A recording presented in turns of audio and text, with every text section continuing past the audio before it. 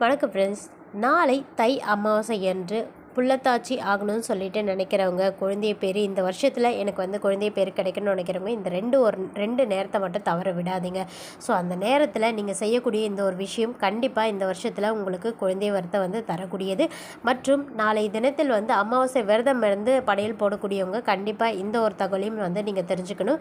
So அதை பற்றி தான் இன்றைக்கி நம்ம சேனலில் பார்க்க போகிறோம். வருஷத்தில் ஒரு 3 அமாவாசை ரொம்ப ரொம்ப சிறப்புங்க. வருஷம் ஃபுல்லாகவே பார்த்திங்கன்னா முன்னோர்களுக்கு அதாவது ஒவ்வொரு மாதமும் வரக்கூடிய அமாவாசை என்ற விரதம் இருக்க முடியாதவர்கள் கூட இந்த வருஷத்தில் வரக்கூடிய ஒரு 3 அமாவாசை மற்றும் நீங்கள் சரியாக விரதம் இருந்து அன்றைய தினத்தில் முன்னோர்களை வழிபட்டிங்கன்னா நிச்சயமாக நீங்கள் நினச்சது உங்களுடைய குடும்பம் எல்லாமே ரொம்ப ரொம்ப சந்தோஷமாகவும் மற்றும் உங்கள் குடும்பத்தில் நடக்க வேண்டிய அனைத்து நல்ல விஷயங்களும் நடக்கும்.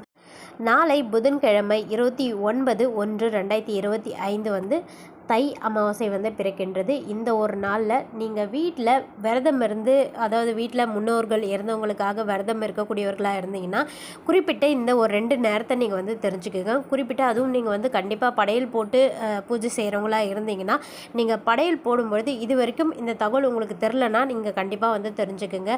படையல் போடும்போது பூஜை அறையில் நீங்கள் பார்த்தீங்கன்னா எப்போவுமே படையல் போட்டு நீங்கள் வழிபடக்கூடாது. இறந்தவர்களுடைய படத்தை நீங்கள் பார்த்தீங்கன்னா உங்களுடைய வீட்டு ஹால்லையோ இல்லை தனியாக ஒரு இடத்துல வச்சுட்டு அந்த இடத்துக்கு அந்த ஃபோட்டோக்கு, அதாவது இறந்தவர்களுடைய படத்திற்கு முன்பாக நீங்கள் பார்த்தீங்கன்னா அதற்கு கீழே படையல் போட்டு நீங்கள் வழிபட்டு நீங்கள் பூஜையை செய்யணும்.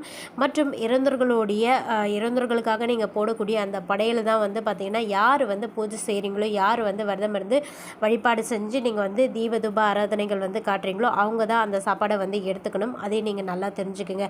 நிறைய பேர் பார்த்தீங்கன்னா பூஜை அறையிலே பார்த்தீங்கன்னா இறந்தவர்களுக்கும் படையல் போட்டு, அதாவது சாமி ரூமில் பார்த்திங்கன்னா அங்கேயும் படையல் போடுவாங்க. அதுக்கப்புறம் இறந்தவர்களோட படத்திற்கு முன்பாக வச்சு படையல் போட்டு வழிபடுவாங்க. அந்த ஒரு தவறு கண்டிப்பாக நீங்கள் செய்யாதீங்க. ஏன்னா தனியாக தான் இறந்தவர்களுடைய படத்தை தனியாக தான் நீங்கள் வச்சு நீங்கள் அவங்களுக்கு படையல் போட்டு வழிபட்டு நீங்கள் விரதம் மேற்கொள்ளணும். இதை நீங்கள் இந்த வருஷத்தில் வரக்கூடிய எந்த ஒரு அமாவாசை நீங்கள் கும்பிடலாம் கூட கண்டிப்பாக தை அமாவாசை தினத்தில் நீங்கள் வழிபட்டு இந்த ஒரு வழிபாட்டு முறையை செய்யுங்க.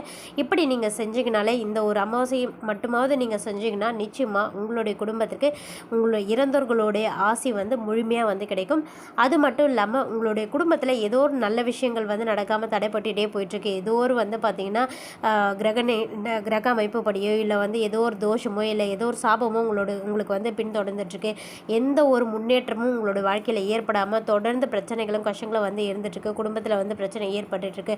பிள்ளைங்களால், அதாவது அவங்களுடைய எதிர்காலம் அவங்களுக்கு எந்த ஒரு நல்லதும் நடக்க மாட்டேட்டுருக்கு. இல்லை குழந்தை பேர் கிடைக்காம இருந்துகிட்ருக்கு. இந்த மாதிரி எந்த ஒரு விஷயம் இருந்தாலும் கண்டிப்பாக இந்த தை அமாவாசை தினத்தில் இந்த மாதிரி நீங்கள் வழிபட்டிங்கன்னா நிச்சயமாக நல்லது நடக்கும்.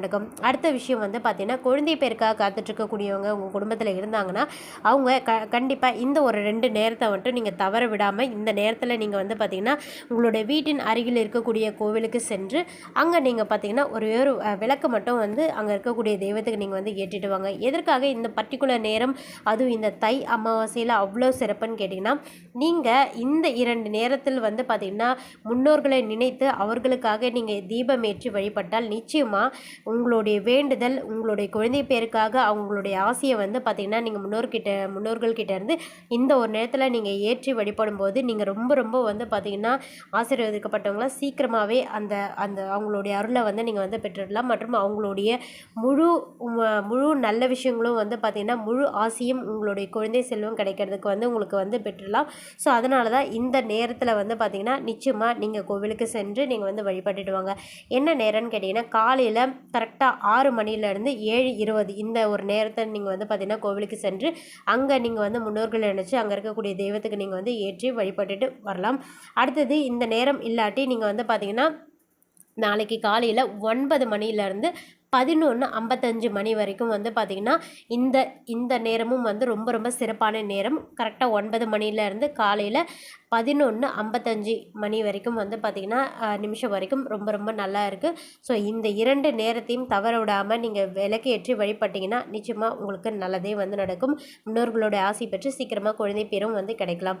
சில பேர் பார்த்திங்கன்னா என்னால் கோவில் போக முடியாதுக்கா, ஏதோ ஒரு காரணம் இருக்கா அப்படின்னு இருந்தீங்கன்னா கண்டிப்பாக நீங்கள் என்ன பண்ணுங்கள், இந்த நேரம் நான் நான் சொன்ன காலையில் 6 to 7:20 மணிக்கு அந்த நிமிஷத்து வரைக்கும்.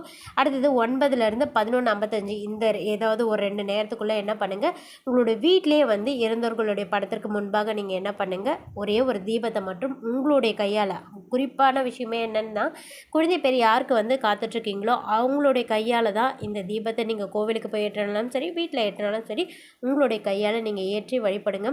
நிச்சயமாக உங்களுடைய பிள்ளை வரமானது உங்களுடைய இறந்தவர்களுடைய அவங்களுடைய அருளால் கண்டிப்பாக நீங்கள் வந்து பெற்றுடலாம். அவங்களுடைய ஆசையினால் கண்டிப்பாக வந்து கிடைக்கும். ஏன்னா மற்ற நாட்களில் விட நம்ம வழிபட மறந்துட்டால் கூட இந்த ஒரு நாள் ரொம்ப ரொம்ப சிறப்பு வாய்ந்தது, தவற விடவே விடாதீங்க. அடுத்தது இன்னொரு விஷயமும் என்னென்னா, கண்டிப்பாக குழந்தை பேருக்காக காத்துட்ருக்கக்கூடியவங்க நீங்கள் என்ன செய்யுங்க, நாளைக்கு ஒரே ஒரு நாளாவது கூட நீங்கள் என்ன பண்ணுங்கள், யாருக்காவது ஒருத்தருக்கு உங்களுடைய கையால் சாப்பாடு வாங்கி கொடுத்துருங்க. அந்த தானம் தான், அதாவது நீங்கள் செய்யக்கூடிய அந்த உணவு தானம்ன்றது உங்களுக்கு இருக்கக்கூடிய குழந்தை பேருக்கு இருக்கக்கூடிய மிகப்பெரிய எந்த ஒரு தோஷமாக இருக்கட்டும், எந்த ஒரு சாபமாக இருக்கட்டும், எந்த ஒரு கெட்ட நேரமாக இருக்கட்டும், எல்லாத்தையுமே வந்து தீர்க்கிறது அந்த ஒரு வேளை ஒரே ஒருத்தருக்கு நீங்கள் வாங்கி தரக்கூடிய உணவு வந்து நிச்சயமாக அது எல்லாத்தையுமே வந்து தணிச்சிடும். ஸோ மறக்காதீங்க, யாராவது ஒருத்தருக்காவது அன்றைய தினத்தில் குழந்தை பேருக்காக காத்துட்ருக்கக்கூடியவங்க நீங்கள் கண்டிப்பாக உங்களுடைய கையால் சாப்பாடு வாங்கி கொடுத்துருங்க. காசாக கொடுக்காதீங்க, சாப்பாடு நீங்கள் வந்து வாங்கி கொடுங்க. குறைந்தபட்சம் ஒரே ஒருத்தருக்காக வாங்கி கொடுத்தா கூட அவ்வளோக்கு அவ்வளோ நல்லது. இறந்தவர்களுடைய அவங்கள மனசில் நினச்சிட்டு வாங்கி கொடுங்க, நல்லதே வந்து நடக்கும். ஓகே நண்பர்களே, நான் சொன்ன இந்த தகவல் அனுசரித்து உங்களுக்கு உதவியாக இருந்திருக்கும். நாளை தினத்தை கண்டிப்பாக தவற விடாதீங்க. நன்றி.